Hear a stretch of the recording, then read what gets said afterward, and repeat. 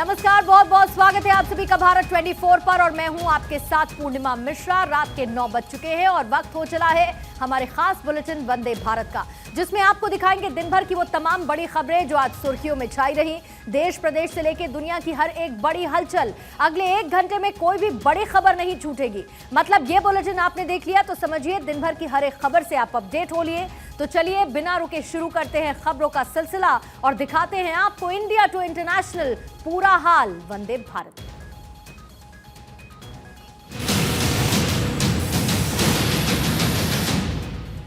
और वंदे भारत बुलेटिन की आज शुरुआत कर रहे हैं आपसे जुड़ी खबर के साथ, और खबर उन तस्वीरों के साथ आपके सामने रखेंगे जिसमें गुरुग्राम में भारी ट्रैफिक जाम लगा हुआ है।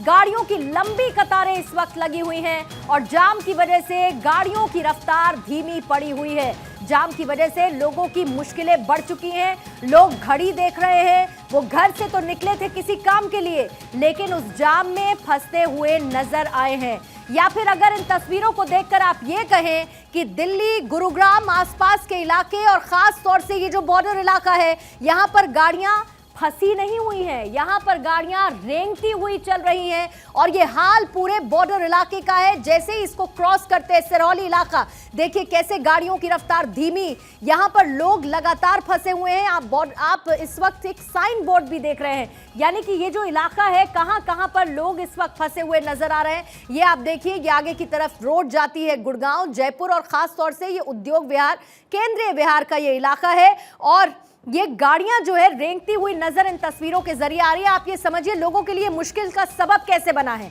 क्योंकि लोग अपने घर से निकले, लोग एक तो ऑफिस से पहले अपने घर की तरफ जा रहे थे, दूसरा क्योंकि दीपावली का मौका है, दिवाली से ठीक पहले लोगों को शॉपिंग करनी है, जरूरी सामान दीपावली के लिए खरीदने हैं, यानी कि खरीदारी करने के पर्पस से भी इसमें बहुत सारे लोग निकले थे।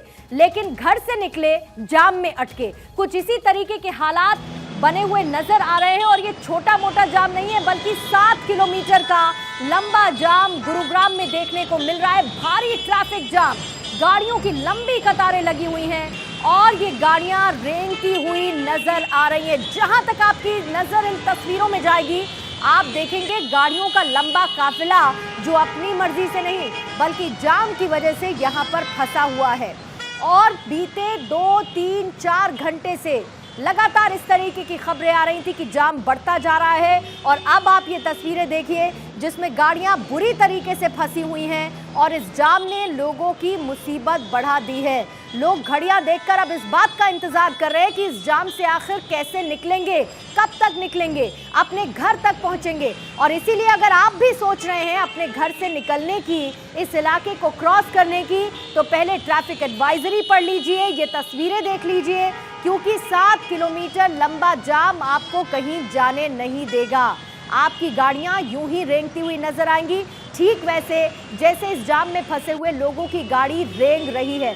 अमूमन वैसे आप देखेंगे तो वीकडेज में जाम लगता जरूर है, लेकिन आज का ये 7 किलोमीटर का लंबा जाम इस वजह से है क्योंकि छुट्टी पड़ने वाली है, दिवाली का मौका है और ऑफिस आने जाने के बाद जो बाकी तमाम गाड़ियां हैं वो ऐसी जो घर से बाहर निकली हैं कुछ खरीदारी करने के लिए। लोग सोच रहे शॉपिंग कर लें, बाहर निकलें, लेकिन क्योंकि मौसम त्योहारी है, लोग अपने घरों से बाहर बड़ी संख्या में निकल रहे हैं।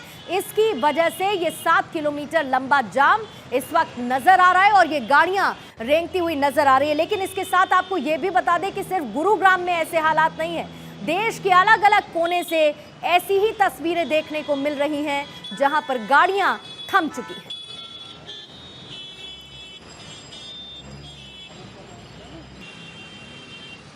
और अब बात प्रधानमंत्री मोदी की, जो केदारनाथ धाम पहुंचे, जहां पर पूरे विधि विधान के साथ उन्होंने पूजा अर्चना की। और इस दौरान प्रधानमंत्री का एक अलग अंदाज नजर आया। पीएम ने भगवान शिव का जलाभिषेक किया और नंदी की आराधना की। माथे तिलक लगाए और हिमाचली पोशाक पहने देश के प्रधानमंत्री नरेंद्र मोदी एक बार फिर से बाबा केदारनाथ के दरबार में दिखे।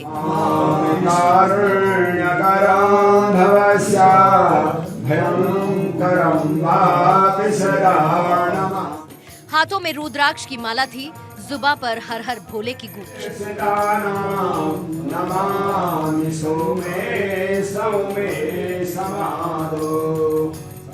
पूरे भक्तिभाव से पीएम ने बाबा भोले की पूजा अर्चना की।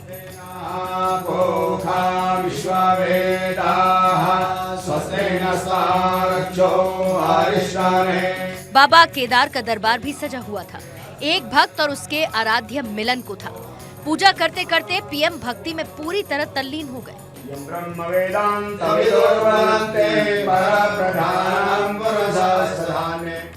वैदिक मंत्रोच्चार के बीच प्रधानमंत्री ने बाबा का अभिषेक किया। पुजारी पूरे विधि विधान से पीएम को सामग्री देते गए और पीएम बाबा को चढ़ाते गए।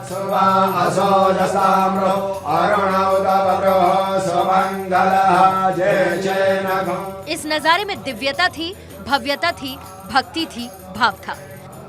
पूजा के बाद पीएम मोदी गर्भगृह से बाहर निकले। पुजारी ने पीएम को रुद्राक्ष की माला भेंट की।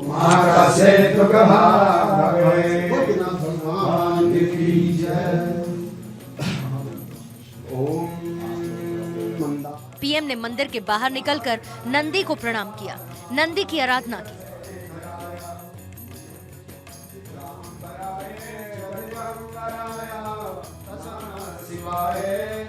इसके बाद प्रधानमंत्री आदि गुरु शंकराचार्य के समाधि स्थल का दौरा करने पहुंचे। शंकराचार्य को प्रणाम किया, उनका आशीर्वाद दिया। ये एक प्रधानमंत्री की नहीं बल्कि एक भक्त को अपने आराध्य से मिलन की तस्वीर थी। जिसने भी देखा वो भाव विभोर हो उठा।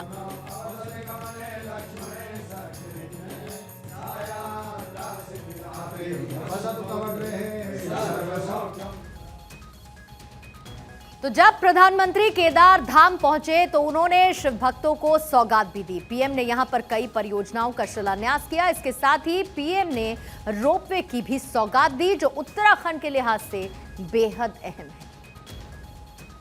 साधना के बाद प्रधानमंत्री मोदी ने केदारनाथ में शिव भक्तों को तोहफा दिया। प्रधानमंत्री ने 3400 करोड़ से ज्यादा विकास परियोजनाओं का शिलान्यास किया।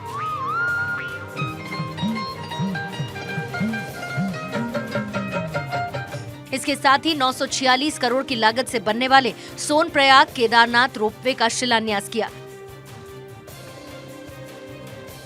परियोजना से जुड़े national highway logistic management limited की ओर से पीएम को वीडियोग्राफी और फोटोग्राफी के जरिए परियोजना के बारे में जानकारी दी गई। इसे भक्तों को काफी बड़ी सौगात माना जा रहा है। शिव भक्तों को तोहफा, सोनप्रयाग केदारनाथ रोपवे का शिलान्यास गौरीकुंड को केदारनाथ से जोड़ेगा। 6 से 7 घंटे का सफर 30 मिनट का होगा। पीएम मोदी ने गौरीकुंड से केदारनाथ के लिए रज्जू मार्ग परियोजना की आधारशिला रखी। इस दौरान प्रधानमंत्री मोदी ने केदारनाथ में हो रहे विकास परियोजनाओं में काम करने वाले श्रमजीवियों से बातचीत की, उनका हाल चाल जाना। उन्होंने श्रमजीवियों से उनके मूल राज्यों, सरकार की कल्याणकारी योजनाओं के लाभों के बारे में पूछा और उनके कोविड टीकाकरण की स्थिति के बारे में भी जानकारी ली। इधर केदार धाम से पूजा करने के बाद प्रधानमंत्री बद्रीनाथ धाम पहुंचे। बद्रीनाथ धाम में भी प्रधानमंत्री ने पूजा अर्चना की और इसके साथ ही प्रधानमंत्री देश के अंतिम गांव माणा पहुंचे, जहां पर विकास के साथ साथ स्थानीय उत्पादों को बढ़ावा देने की बात कही। केदारनाथ के दर्शन पूजन के बाद प्रधानमंत्री नरेंद्र मोदी बद्रीनाथ धाम पहुंचे। जैसे ही पीएम बद्रीनाथ धाम पहुंचे, पीएम की झलक पाने के लिए लोग बेताब नजर आए। पीएम ने किसी को निराश नहीं किया, सभी लोगों का अभिवादन किया। इस दौरान सीएम धामी भी प्रधानमंत्री मोदी के साथ मौजूद रहे। प्रधानमंत्री मोदी ने बद्री विशाल के दर पर हाजिरी लगाई, पूजा अर्चना की। विधि विधान से भक्ति में पीएम लीन दिखे। प्रधानमंत्री के दौरे को देखते हुए बद्रीनाथ मंदिर को पीले और नारंगी फूलों से सजाया गया। मंदिर के पुजारी वैदिक मंत्रोच्चार के बीच पूरे विधि विधान से प्रधानमंत्री की पूजा संपन्न करवाने लगे। केदारनाथ में प्रधानमंत्री मोदी हिमाचल प्रदेश की ड्रेस पहने थे, तो बद्रीनाथ में पीएम मोदी कुर्ता पैजामा के ऊपर काले रंग की जैकेट पहने नजर आए। पूरे विधि विधान से पूजा करने के बाद देश के प्रधान देश के अंतिम गांव माणा पहुंचे, जहां उन्होंने लोगों से संवाद किया। माणा गांव पीएम के स्वागत के लिए तैयार था। आखिर देश के प्रधान इस गांव में जो पधार रहे थे। बात करते हुए स्थानीय उत्पादों का निरीक्षण पीएम की अगुवाई के लिए माणा गांव के भोटिया जनजाति के लोगों ने पौड़ा नृत्य और झुमेलो नृत्य किया। ये विविध कार्यक्रमों, पूजा और अनुष्ठानों की एक श्रृंखला है जिसमें सामूहिक पूजा, देव यात्रा, लोक नाट्य, नृत्य, गायन, मेला आदि विविध रंगी आयोजन होते हैं। पीएम इस दौरान सरस मेला भी गए, वहां लोगों से बातचीत की, जहां उन्होंने लोकल उत्पाद के साथ साथ स्थानीय संभावनाओं का भी जायजा लिया। मेले में लगी दुकानों पर उत्पादों के बारे में जानकारी ली। पीएम मोदी ने अपने संबोधन की शुरुआत जय बद्री विशाल और बाबा केदार के जयकारे के साथ की और उन्होंने कहा कि सीमा पर बसे गांव देश के प्रहरी हैं। माणा गांव भारत के अंतिम गांव के रूप में जाना जाता है, लेकिन जैसे हमारे मुख्यमंत्री जी ने इच्छा प्रकट की, अब तो मेरे लिए भी सीमा पर बसा हर गांव देश का पहला गांव ही है। माणा गांव चीन से सटा है, ऐसे में प्रधानमंत्री मोदी ने चीन को निशाने पर लिया। मैं सभी 130 करोड़ देशवासियों को हिंदुस्तान के उस गांव से बता रहा हूं जो चीन के सीमा पर भारत का ये सीमा पर रखवाली करने वाले गांव के बीच से बोल रहा हूं। मैं उनकी तरफ से बोल रहा हूं, आप जहां भी जाएं यात्रा करने के लिए, इस कठिन क्षेत्र में आए या पुरी चले जाएं या कन्याकुमारी चले जाएं या सोमनाथ, कहीं पर भी जाए, एक संकल्प कीजिए। जैसे मैं वोकल फॉर लोकल की बात करता हूं ना, मैं आज एक और संकल्प के लिए प्रार्थना करता हूं। आप जितना खर्चा करते हैं तय कीजिए कम से कम 5% उस इलाके में जो कुछ भी स्थानीय उत्पाद है, स्थानीय लोग जो बनाते हैं, आप उसको जरूर खरीदिए। इस दौरान प्रधानमंत्री मोदी ने विपक्षी पार्टियों को भी आड़े हाथों लिया और कहा कि विकास के कार्यों पर सवाल उठाया जा रहा है। हमारे देश को गुलामी की मानसिकता ने ऐसा जकड़ा हुआ है कि प्रगति का हर कार्य कुछ लोगों को अपराध की तरह लगता है। या तो गुलामी के तराजू से प्रगति के काम को तोला जाता है। इसलिए लंबे समय तक हमारे यहां अपने आस्था स्थलों के विकास को लेकर एक नफरत का भाव रहा। माणा में पीएम मोदी ने उत्तराखंड में विकास के लिए चलाई जाने वाली योजनाओं का जिक्र किया। उन्होंने कहा कि हिमालय की हरी भर पहाड़ियों पर रेलगाड़ी की आवाज प्रदेश के विकास की नई गाथा लिखेगी। इससे पहले 5 बार प्रधानमंत्री मोदी केदारनाथ के दौरे पर जा चुके हैं। इससे पहले 3 मई 2017, 19 अक्टूबर 2017, 7 नवंबर 2018, 18 मई 2019 और 5 नवंबर 2021 को प्रधानमंत्री केदारनाथ आए थे। 8 साल के कार्यकाल में 6 बार केदारनाथ जाना जाहिर करता है कि प्रधानमंत्री मोदी का यहां से गहरा लगाव है। पीएम बनने के पहले भी वो वहां कई बार आ चुके हैं, उसका दौरा कर चुके हैं।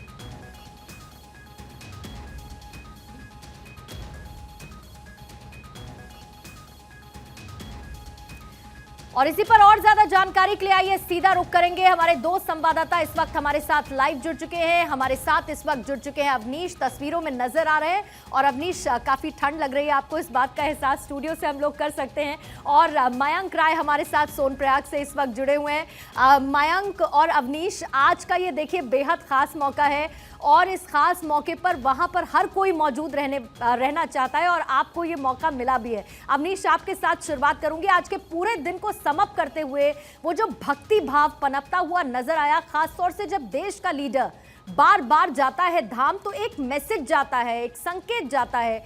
वो कितना बड़ा, कितना व्यापक आज के दिन एक बार फिर से देखने को मिला। जी हाँ, बिल्कुल बिल्कुल। मैं बद्रीनाथ में हूँ और -3 डिग्री टेम्परेचर यहाँ का, और इन हालात में प्रधानमंत्री लगातार अपने कर्मयोग को आगे बढ़ा रहे हैं। पिछले 15 घंटे से ज़्यादा का वक्त हो चुका है। मैं इसको प्रधान सेवक का कर्मयोग ही कहूँगा कि सुबह 7 बजे से वो अपने आवास से निकले और उसके बाद केदार धाम पहुँचे और उसके बाद फिर बद्री धाम में आए। एक भी मिनट उन्होंने जाया नहीं किया। वो लगातार सभाओं में हैं, मंदिर में दर्शन कर रहे हैं, वहाँ भी लोगों से बातचीत कर रहे हैं। लगातार एक कोशिश है उनकी संवाद के माध्यम से, विकास योजनाओं की शुरुआत के माध्यम से इस पूरे इलाके को में विकास की अलग जगाने की। आध्यात्म की अलग तो जगा ही रहे हैं क्योंकि प्रधान सेवक हैं, तमाम सारे लोगों के प्रेरणा स्रोत हैं, तो ऐसे में उनका आना बहुत सारे लोगों को इस इलाके में आकर्षित करता है। और देखिए ना, जब यहाँ पर विकास बढ़ा है, खासतौर पर पहले और दूसरे चरण का जो विकास इस इलाके में हुआ है, उसके बाद पर्यटकों की संख्या बहुत ज्यादा बढ़ी है। आमतौर पर जून, जुलाई, अगस्त के महीने में तो पर्यटक यहाँ पर बड़े पैमाने पर होते थे, लेकिन अक्टूबर आते आते पर्यटकों की संख्या में बड़ी गिरावट होती थी यहाँ। लेकिन रोजाना लाखों की भीड़ बद्रीनाथ में देखने को मिल रही है, रोजाना लाखों की भीड़ केदारनाथ धाम में देखने को मिली है। मेरे पीछे यही आगे चल करके प्रधानमंत्री के रुकने का जो है ठिकाना है, जहां पर लगातार उनकी बैठकें चल रही है। 3 बजे वो माना के कार्यक्रम से निकले और वहां के आने के बाद लगातार अधिकारियों के साथ उनकी बैठक चल रही है। अभी भी 7 बजे से लगातार अधिकारियों के साथ उनकी बैठक चल रही है। तो ये दिखाता है कि वो एक पल भी गंवाते नहीं हैं और उनको इसमें गुरेज नहीं है। वो इस तरीके से नहीं कि किसी जगह आ गए और यहाँ पर खानापूर्ति कर ली और निकल लिए। तो ये एक आप देख सकते हैं किस तरीके का एक पूरा परिदृश्य जो है वो दिखाई पड़ता है कि प्रधानमंत्री निकलते हैं, अपने आध्यात्म और अपनी ऊर्जा को समेटते ही हैं, साथ साथ बहुत सारे लोगों को प्रेरणा देते हैं। माना गांव में जब लोग पहुंचे और हमने वहां पर जिन महिलाओं से वो मिले थे, उनसे बात की, वो बेहद उत्साहित हैं। उनके प्रोडक्ट भी उन्होंने खुद खरीदे और लोगों को भी मोटिवेट किया कि वो उनके प्रोडक्ट खरीदें। 5% अपनी जो इस तरह की जो खर्च करते हैं उसमें वो इनके ऊपर खर्च करें, लोकल फॉर वोकल के लिए। तो ये सब चीजें ऐसी थी। और खासतौर पर जो इंफ्रास्ट्रक्चरल डेवलपमेंट इस इलाके में हो रहा है, चाहे चौड़ी सड़कें हो, रिवर फ्रंट हो, अराइवल प्लाजा हो या फिर रोपवे जो बन रहा है, तो ये सब ऐसे हैं जो इस इलाके को एक नया आयाम देंगे, विकास को एक नया आयाम देंगे। और इसके बाद और इन सब चीजों की बहुत जरूरत अवनीश आम लोगों को आम जीवन में रोजाना महसूस होती है। और प्रधानमंत्री जब बार बार दौरे पर जाते हैं, इन जरूरतों को वो महसूस करते हैं और उसके बाद वो सोचते हैं कि इन जरूरतों को कैसे पूरा करना है। अगली बार मयंक जब वो पहुंचते हैं तो वो सौगातें उन जनता को समर्पित कर देते हैं, उन शिव भक्तों को समर्पित कर देते हैं। आपका एहसास आज किस तरीके का, आज के इस भक्तिमय माहौल में प्रधानमंत्री मोदी की मौजूदगी में जनता को समर्पित तमाम परियोजनाओं के लिहाज से कैसा रहा? देखिए, जो भगवान शिव का ये अद्भुत धाम है, जो 12 ज्योतिर्लिंगों में एक है केदारनाथ, ये अपने आप में अलौकिक है। आप एक बार जरूर यहाँ जाइएगा, मौका मिले आप जरूर आइएगा एक बार। जो अनुभूति होती है उसको शब्दों में बयां नहीं किया जा सकता है। और प्रधानमंत्री नरेंद्र मोदी की अगर बात करूँ मैं, तो उनका केदारनाथ से विशेष लगाव रहा है। आप खुद समझिए इस बात को कि महज 8 वर्ष के अंदर प्रधानमंत्री बनने के बाद वो 6ठी बार आज केदारनाथ आए हुए थे। तो उनका लगाव कितना है भगवान शिव के साथ, केदारनाथ जी के साथ, इसको समझा जा सकता है। दूसरी बात, अगर हम डेवलपमेंट की करें तो निश्चित तौर पे जब ऑल वेदर रोड, जिसका एक सकारात्मक फल हमें अब देखने को मिल रहा है, जो टूरिस्ट जो आते हैं उत्तराखंड, इसके अलावा जो देश के कोने कोने से लाखों श्रद्धालु आते हैं चार धाम यात्रा में, जिसके पीछे बहुत बड़ी वजह है सड़कों का ठीक होना। तो ऑल वेदर रोड की जो परिकल्पना की गई थी, उस वक्त जो पॉलिटिकल पार्टियां उन्होंने बड़े सवाल खड़े किए थे। लेकिन आज जब आप पहाड़ों में जाते हैं और पहाड़ों में आपकी गाड़ी जब 80 की स्पीड में चलती है, 60 की स्पीड पार करती है, तो आपको लगता है कि ऑल वेदर रोड का मतलब क्या है। उसी तरह अगर हम केदारनाथ की बात करें, केदारनाथ में जो विकास के तमाम सारे आयाम लिखे जा रहे हैं और जब ये साकार रूप लेंगे उसके बाद समझ में आएगा। खास तौर पे मैं रोपवे की बात करूं, जिसकी आज आधारशिला प्रधानमंत्री की तरफ से रखी गई है और आने वाले 2 साल के अंदर 2023 में इसका काम शुरू होगा और 24 लाख तक इसको कंप्लीट करना है। तो 2 साल के बाद जो यहाँ पे श्रद्धालुओं की संख्या बढ़ेगी, वो समझा जा सकता है कि इस प्रदेश को खासतौर पे अगर हम पर्यटन के क्षेत्र में बात करें, धार्मिक पर्यटन के क्षेत्र की बात करें, तो किस दिशा में ले जाएगी। अभी तक 15 लाख से ज्यादा श्रद्धालु केवल और केवल केदारनाथ में पहुंच चुके हैं और अभी 27 तक की यात्रा चलनी है। जिस तरह से तमाम जो विजन है प्रधानमंत्री के, इसकी नींव वो रखते जाते हैं। जब जब उनका संबोधन होता है तो हमने ये सुना है कि प्रधानमंत्री का विजन क्या है, चाहे धार्मिक लिहाज से, सांस्कृतिक लिहाज से या फिर पूरा कंप्लीट पर्यटन के लिहाज से विकसित करने की कोशिश उनकी तरफ से की जाती है और उसी के साथ ऐलान भी। बहुत बहुत शुक्रिया मयंक आपका भी, और अवनीश आपका भी बहुत बहुत शुक्रिया ये तमाम तस्वीरें और जानकारी हम तक पहुंचाने के लिए। तो लगातार तस्वीरें दिन भर आप देख रहे हैं भारत 24 पर प्रधानमंत्री मोदी के इस खास दौरे से जुड़ी हुई, और केदार धाम और बद्री धाम में सुबह से जारी है नमो नमः।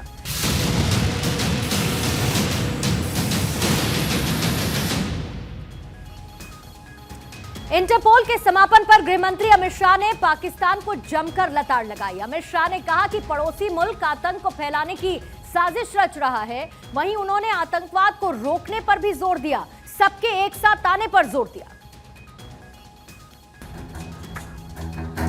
दिल्ली के प्रगति मैदान में इंटरपोल के समापन सम्मेलन को संबोधित करते हुए गृहमंत्री अमित शाह ने पाकिस्तान का नाम लिए बिना उसकी ओर निशाना साधा।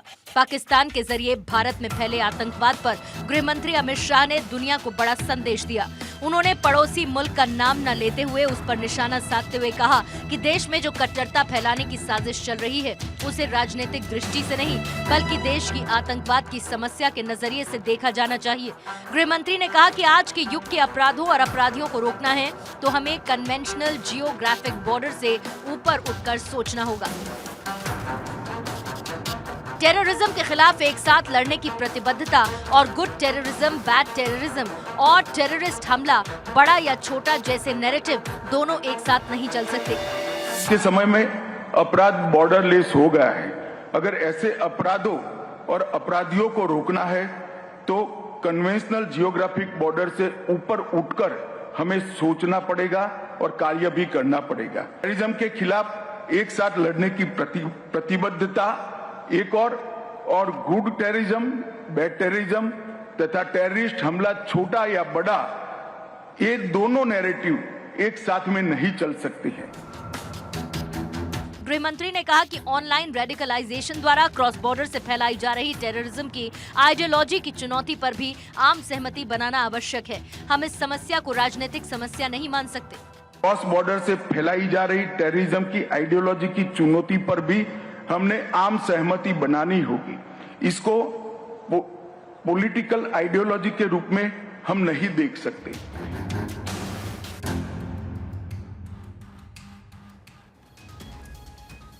और आज पुलिस स्मृति दिवस है। ड्यूटी के दौरान शहीद होने वाले जवानों को याद करने का दिन है आज, और केंद्रीय गृह मंत्री अमित शाह ने पुलिस स्मृति दिवस के मौके पर राष्ट्रीय पुलिस स्मारक पर ड्यूटी के दौरान जान गंवाने वाले पुलिसकर्मियों को श्रद्धांजलि दी। और उसकी कुछ तस्वीरें आपके सामने हैं। एक तरफ योगी आदित्यनाथ की तरफ से लखनऊ में श्रद्धांजलि दी गई, मुंबई में जहां पर एकनाथ शिंदे पहुंचे। कितनी तैयारी दिल्ली में देखने को मिली जब अमित शाह की मौजूदगी इस खास मौके पर थी। अमित शाह पहुंचे, श्रद्धांजलि दी, और इसके साथ ही माणिक साहा की तस्वीरें भी इस वक्त आप देख रहे हैं, जो कि देव बर्मा स्मृति स्टेडियम में पहुंचे। और वहीं पांचवी तस्वीर जगन मोहन रेड्डी की, जो कि विजयवाड़ा पहुंचे। इन 5 तस्वीरों के जरिए श्रद्धांजलि अर्पित की गई, और राष्ट्रीय पुलिस स्मारक जहां पर केंद्रीय गृह मंत्री अमित शाह पहुंचे थे, और इसके साथ ही जो ड्यूटी पर तैनात जवान और उनके शहीद होने के बाद ये श्रद्धांजलि देने का मौका था, जिसके मौके पर ये व्यापक तस्वीर देखने को मिली। और तमाम गणमान्य श्रद्धांजलि देने के लिए पहुंचे लखनऊ, मुंबई, दिल्ली, और इसके साथ ही तस्वीर आप देख रहे हैं विजयवाड़ा की और देव बर्मा स्मृति स्टेडियम की, जहां पर तमाम लोग पहुंचे और अपनी श्रद्धांजलि अर्पित की। और अब बात करेंगे कांग्रेस के वरिष्ठ नेता और पूर्व गृह मंत्री शिवराज पाटिल के बयान की, जिसे लेकर विवाद अब गहराता जा रहा है। शिवराज पाटिल ने गीता को लेकर आपत्तिजनक बयान दिया, और इसके बाद सियासी घमासान तेज हो गया। कांग्रेस के एक नेता हैं, नाम है शिवराज पाटिल, जिनके बयान पर घमासान शुरू हो गया। अब वो विवादित बयान क्या था, पहले उसे सुनिए। जो गीता का जो भाग है उसके अंदर भी श्री कृष्ण की अर्जुन को भी जिहाद की बात ही कहते हैं। दिल्ली में किताब के विमोचन के कार्यक्रम में शिवराज पाटिल का ये बयान आया, जिसके बाद बवाल का बवंडर खड़ा हो गया। ऐसे नेताओं को भला कौन क्या कह सकता है, जो वोट के लिए हिंदुओं के पवित्र ग्रंथ गीता पर जहरीला ज्ञान दे रहे हैं। कांग्रेस नेता के इस जिहादी ज्ञान पर संत समाज नाराज हो उठा। भगवान कृष्ण के उद्धरण को सामने रख करके और महाभारत के आड़ में जिस प्रकार आतंकियों को बचाने का एक काम कर रहे हैं, बयान दिया है, अत्यंत निंदनीय बयान दिया है। देखो, कुछ अविवेकी लोग जिनको न शास्त्र का, न संस्कृत का, न सनातन सभ्यता का बोध है, वह अपने ही पूर्वजों पर, अपने ही महापुरुषों पर इस तरह के मिथ्यारोप लगाएं, यह तो एक बहुत बड़ा सांस्कृतिक पाप है। जिस प्रकार की शब्दावली गीता के बारे में, श्री कृष्ण के संदेश और उपदेश के बारे में इस्तेमाल की गई है, ये दिखाता है कि हिंदू नफरत और हिंदू विरोध में किस स्तर पर उतर आई है कांग्रेस। और ये सहयोग नहीं, ये प्रयोग है। गुजरात चुनाव से पहले वोट बैंक को कंसोलिडेट करने के लिए इस प्रकार का बयान दिया गया है। वहीं जब मीडिया ने शिवराज पाटिल से इस बयान पर सवाल किए तो वो काफी गुस्से में नजर आए। आपने पढ़ा है कि कुरान शरीफ? आपने पढ़ा है कि गीता? आपने पढ़ा है कि ये किताब? आप चुप, कुछ तो भी बोलते रहते हैं। आपने भगवान कृष्ण को जिहादी बताया? नहीं, भगवान कृष्ण को ऐसे बताया क्यों बोलते हैं आप? झगड़ा लगाने के लिए? बहरहाल इस बयान के बाद सियासी घमासान तेज हो गया है। हिंदू और जनेऊधारी का दावा करने वाले राहुल गांधी इन नेताओं के बयानों पर क्या जवाब देते हैं, ये देखना दिलचस्प होगा। इधर अरुणाचल प्रदेश के सियांग में सेना का रुद्र हेलीकॉप्टर क्रैश हुआ, जिसमें 2 पायलट सहित 5 लोग सवार थे।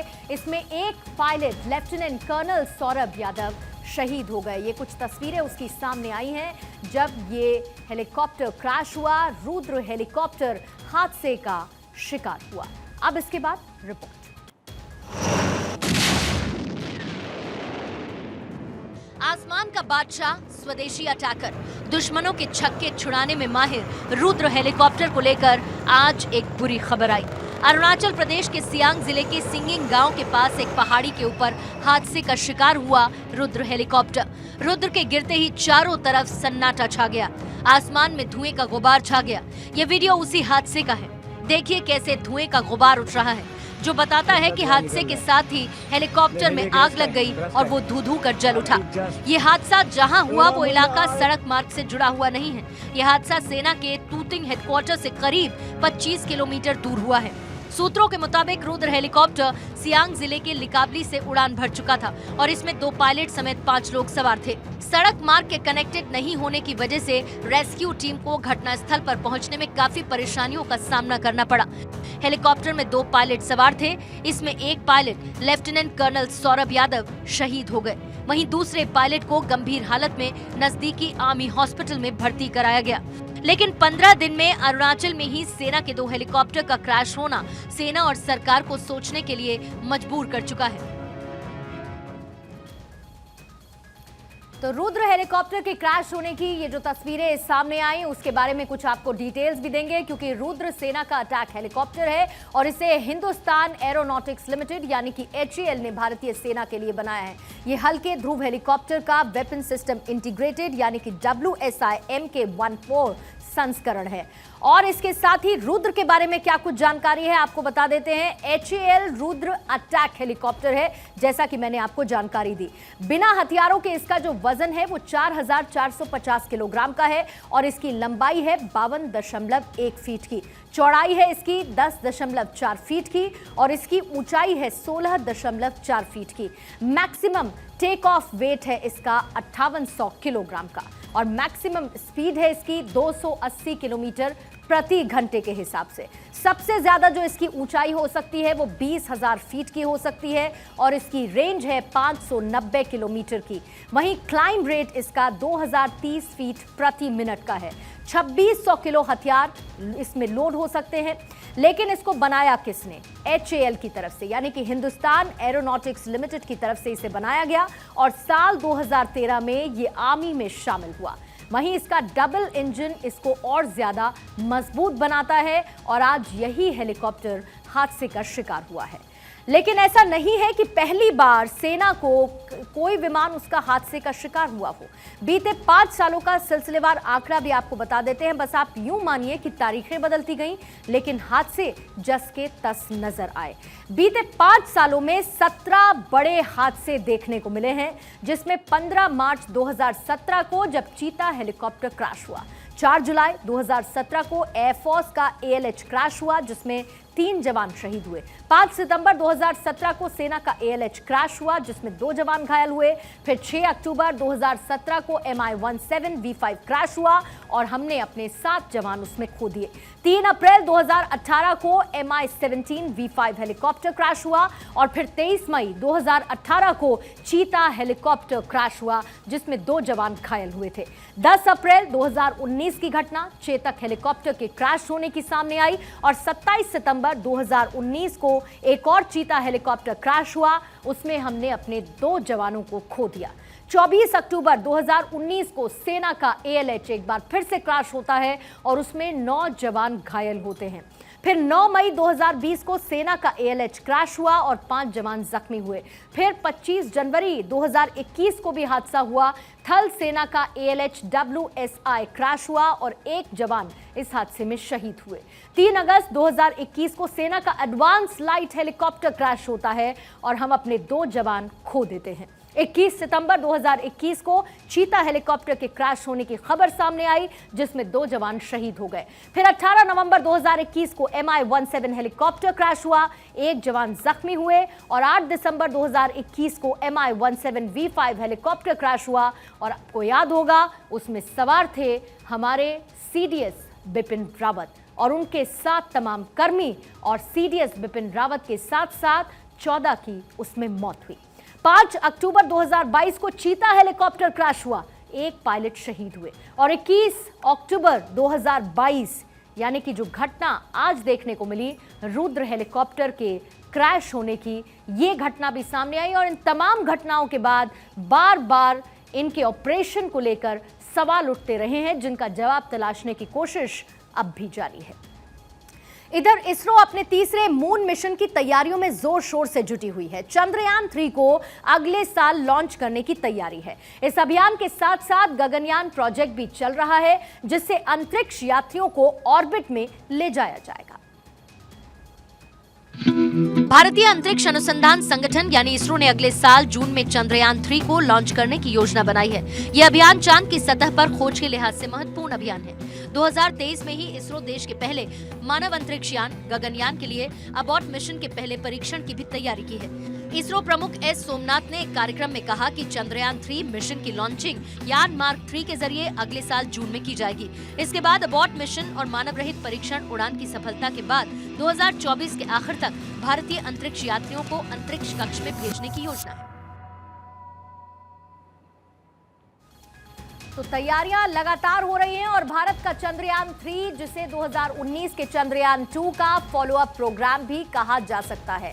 चंद्रयान 2 का उद्देश्य चंद्रमा के साउथ पोल पर एक रोवर को लैंड कराना है जिसे GSLV Mk3 से प्रक्षेपित किया गया था।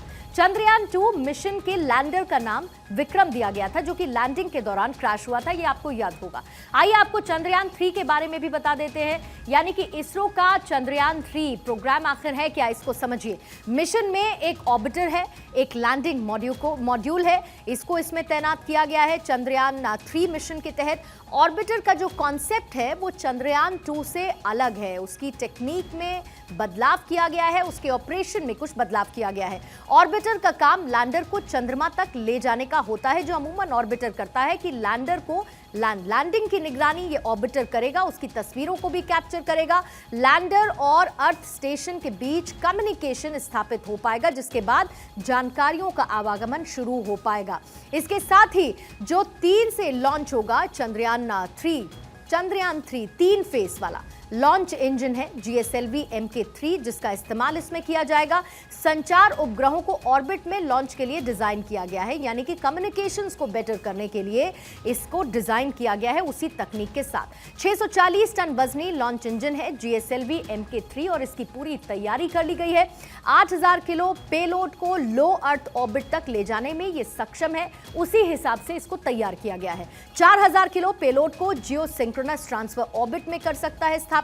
ये इसकी खासियत है, ये इसकी क्षमता है और इसीलिए इसकी पूरी तैयारी भी कर ली गई है, जिसके साथ साथ जैसे ही ये कम्युनिकेशन सिस्टम डेवलप होगा ये और ज्यादा मजबूत होगा। इसकी तैयारी की जा चुकी है लॉन्चिंग के साथ साथ। इधर भारत में आज अग्नि prime new generation ballistic missile का सफल परीक्षण किया गया। नई पीढ़ी की परमाणु सक्षम बैलिस्टिक मिसाइल अग्नि प्राइम का ओडिशा के तट से सफलतापूर्वक परीक्षण किया गया है। अधिकारियों ने बताया कि ट्रायल उड़ान के दौरान मिसाइल ने अधिकतम सीमा की यात्रा की और सभी परीक्षण उद्देश्यों को अच्छे से पूरा किया। पहले हुए परीक्षण में भी इस मिसाइल ने सटीकता के साथ सभी टारगेट को पूरा कर लिया था। इस परीक्षण ने मिसाइल सिस्टम में इंटीग्रेट सभी एडवांस टेक्नोलॉजीज के भरोसेमंद प्रदर्शन को साबित किया है।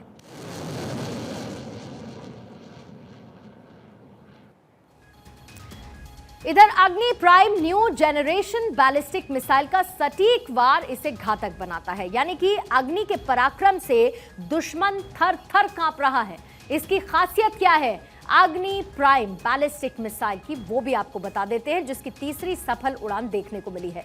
मिसाइल सिस्टम की सटीकता और विश्वसनीयता स्थापित इसने कर दी है। इसके साथ ही रडार, टेलीमेट्री और इलेक्ट्रो ऑप्टिकल ट्रैकिंग सिस्टम से इसकी परफॉर्मेंस वैलिडेट होती है। 14 अक्टूबर को परमाणु क्षमता से लैस पनडुब्बी से भी इसका सफल परीक्षण किया गया था और पिछले साल 18 दिसंबर 2021 में भी डीआरडीओ ने इसका परीक्षण किया था।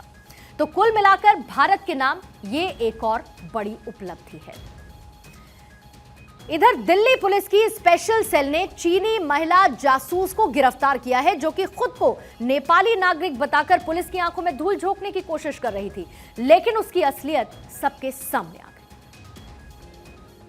दिल्ली पुलिस ने मजनू के टीला इलाके से 50 साल की महिला को पकड़ा है, जो पहले तो खुद को नेपाली नागरिक डोलमा लामा बताती रही, लेकिन बाद में उसकी असलियत सामने आई। पुलिस ने महिला से नेपाली भाषा में बात करना शुरू किया तो वो नेपाली नहीं बोल पाई। उसके बाद पुलिस ने केस दर्ज कर गिरफ्तार कर लिया। अब दिल्ली पुलिस की स्पेशल सेल समेत दूसरी एजेंसीज भी अलग अलग पूछताछ कर रही हैं।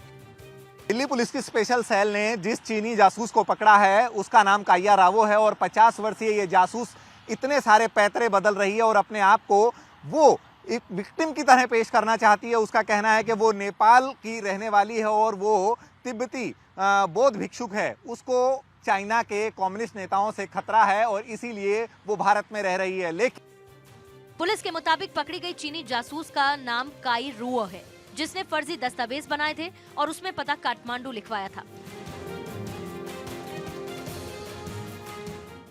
गिरफ्तारी के बाद जब स्पेशल सेल ने एफआरआरओ से जांच कराई तो चीनी जासूस का असली चेहरा सामने आया।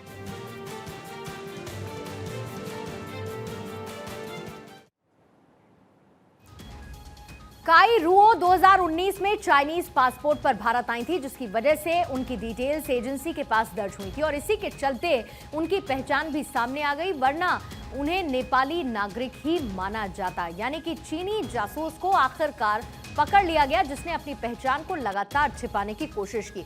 50 साल की महिला चीनी जासूस काई रुओ को गिरफ्तार अब कर लिया गया है और चीनी जासूस को इसी के साथ पकड़ लिया गया है। साल 2019 में चीनी पासपोर्ट से ये भारत आई और उसके बाद फिर ये वापस लौट गई। ये साल 2019 का इंसिडेंट है। फिर नेपाल जाकर डोलमा लांबा के नाम से अपने एक और फर्जी दस्तावेज बनवाए। उन्हीं फर्जी दस्तावेजों के आधार पर वो नेपाल से सड़क मार्ग से वो दोबारा से उसके बाद भारत में एंट्री करती हैं, यानी कि 2019 में लौटने के बाद वापस से आती हैं। काई रुओ 2019 से बौद्ध भिक्षु बनकर रह रही थी। एक बौद्ध भिक्षु के तौर पर अपनी पहचान छिपाने की कोशिश की और पकड़े जाने पर नेपाली नागरिक बताकर गुमराह करने की कोशिश भी उनकी तरफ से की गई, लेकिन आखिरकार उन्हें पकड़ लिया गया और चीनी जासूस को अब पकड़ने के बाद आगे की जानकारी जुटाई जा रही है। जब सख्ती से पूछताछ की गई तो उसके दौरान वो विक्टिम कार्ड खेलने की कोशिश करती हुई भी नजर आई कि उन्हें परेशान किया जा रहा है, वो एक महिला है,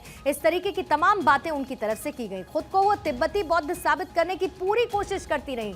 उन तमाम सवालों के बीच में वो ये बताती रही जो वो नहीं है उसको एस्टैब्लिश कर रही थी। जांच में ये भी पता चला कि चीन के हेनान प्रांत की रहने वाली ये जासूस हैं जिन्हें अब पकड़ लिया गया है। ये चीनी जासूस जो अब पकड़ी जा चुकी हैं और इनके तमाम राज अब खुल चुके हैं।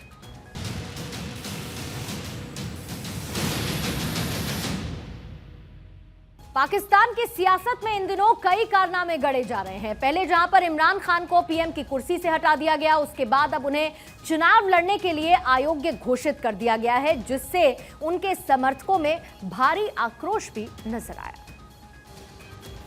पाकिस्तान के पूर्व प्रधानमंत्री और पीटीआई प्रमुख इमरान खान को चुनाव आयोग ने बड़ा झटका दिया है। उन्हें 5 साल के लिए अयोग्य घोषित कर दिया गया। साथ ही उनकी संसद की सदस्यता भी रद्द कर दी गई। चुनाव आयोग के फैसले के बाद अब इमरान खान अगले 5 साल तक चुनाव नहीं लड़ पाएंगे। इसके बाद इमरान खान ने अपने समर्थकों के लिए एक वीडियो संदेश जारी किया और इस फैसले के खिलाफ सड़क पर उतरने की अपील की। मेरे पाकिस्तानियों, जब तक ये मेरे अल्फाज आप तक पहुंचेंगे, मुझे एक नाजायज केस के अंदर बंद कर दिया होगा। इससे एक चीज आप सबको वाजे हो जानी चाहिए कि पाकिस्तान में जो फंडामेंटल राइट्स हैं, जो हमारे आइन हमें हुकूक देता है, जो जमहूरियत है, वो दफन हो चुकी है। और हो सकता है कि इसके बाद मुझे मौका ना मिले आपसे मुखातिब होने का। इमरान खान को अयोग्य घोषित किए जाने के बाद से ही उनके समर्थकों में आक्रोश देखने को मिल रहा है। उनके समर्थकों ने चुनाव आयोग ऑफिस के बाहर पहुंचकर खूब हंगामा किया। खबर है कि सुरक्षा बलों से पहले हाथापाई हुई, फिर फायरिंग हुई। इस घटना में कुछ लोगों के घायल होने की भी खबर है।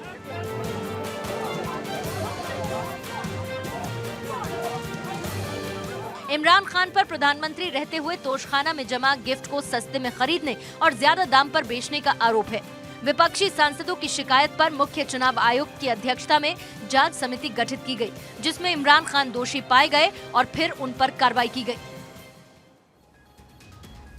हिमाचल प्रदेश चुनाव को लेकर केंद्रीय सूचना एवं प्रसारण मंत्री अनुराग ठाकुर इन दिनों हिमाचल दौरे पर हैं, जिसको लेकर आज एक खास तस्वीर भी सामने आई।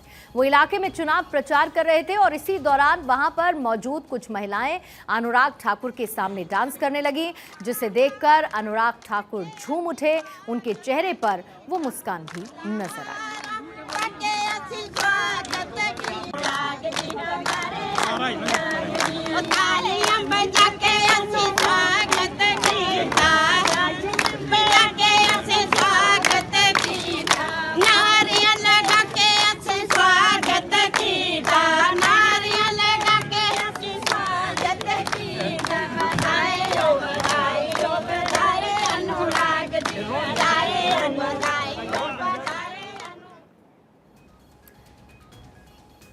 तो वहीं हिमाचल विधानसभा चुनाव के लिए नामांकन प्रक्रिया भी जारी है और इसी कड़ी में बीजेपी उम्मीदवार के नामांकन के वक्त केंद्रीय मंत्री अनुराग ठाकुर भी वहां पर पहुंचे थे।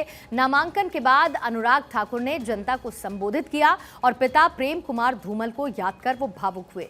इस दौरान उन्होंने अपना संबोधन नम आंखों से ही दिया।